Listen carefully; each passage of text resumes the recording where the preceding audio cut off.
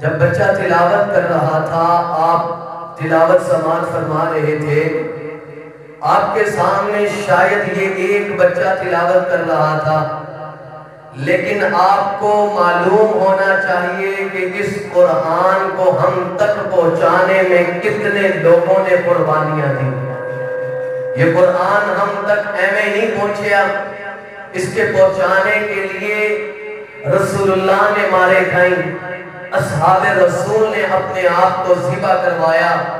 پھر ایک آدمی نے اسی پوری چیز کا نقشہ کھینچا کہ آج ہمارے سامنے قاری صاحب تلاوت کرتے ہیں تو بڑی آرام سے، بڑی آسائش کے ساتھ تلاوت کرتے ہیں،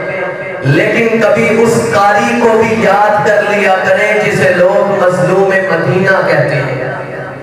کہ 40 دن گزر گئے تھے، عثمان بن عفان رضی اللہ تعالی عنہ کا پانی بند رکھا گیا، آپ کا کھانا بند رکھا گیا۔ لوگ پوچھتے ہیں عثمان 40 دن کیسے گزارے؟ کہا رب کا قرآن پڑھ کے گزارے۔ اسی لیے کسی نے کہا تھا کہ کل قیامت کا دن کھلے گا تو اندر سے صدیق و فاروق نکلیں گے، لیکن جب میرے رب کا قرآن کھلے گا تو شہادت عثمان کے گواہ قرآن کے الفاظ نکلیں گے۔ اے اونچی آواز نال۔ ایک وہ قاری ہے جسے مظلوم کربلا کہتے ہیں کہ 3 دن گزر گئے، سیدنا امام حسین رضی اللہ تعالی عنہ کا پانی بند ہے، لیکن وہ حسین پانی کی پیاس برداشت کرتے ہیں، وہ حسین اپنے ننھے اصغر کے سینے میں تیر تو پیوست کرواتے ہیں لیکن قرآن کی تلاوت کو نہیں چھوڑتے۔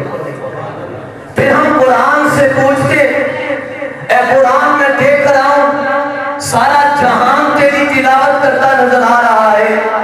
میں صدیق اکبر کو دیکھتا ہوں تیری تلاوت کرتا نظر آ رہا ہے،